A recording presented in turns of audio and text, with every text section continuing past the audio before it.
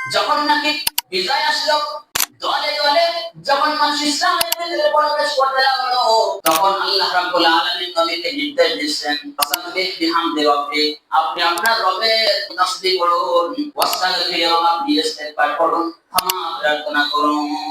ইস্তিগফার সব ভালো কাজের সুন্দর পরিসমাপ্তি, সমস্ত কাজের সুন্দর পরিসমাপ্তি হচ্ছে ইস্তিগফার। আপনার প্রত্যেকটি কাজের শেষে যদি আপনি ক্ষমা প্রার্থনা করেন, ইস্তিগফার করেন, তাহলে আপনার এই কাজটা শেষ কাজ সুন্দর হবে। যেমন নাকি নবী সাল্লাল্লাহু আলাইহি ওয়াসাল্লাম পবিত্র মক্কা থেকে যখন বিজয় লাভ করেছিলেন, নবী সাল্লাল্লাহু আলাইহি ওয়াসাল্লাম জন্মভূমি থেকে তাকে তাড়িয়ে দেওয়া হয়েছিল, হত্যা করার জন্য নানা আয়োজন করা হয়েছিল। তিনি সেই তার মাতৃভূমি ছেড়ে চলে গিয়েছিলেন চোখের পানি ফেলতে ফেলতে। সেই মক্কায় যখন তিনি বিজয় এসে ফিরে এসেছে, তার সেই বড় সফলতা হতে পারে?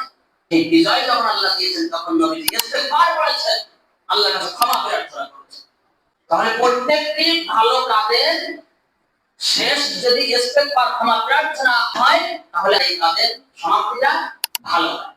সমস্ত কাজের সুন্দর পরিসমাপ্তি হচ্ছে ইস্তিগফার।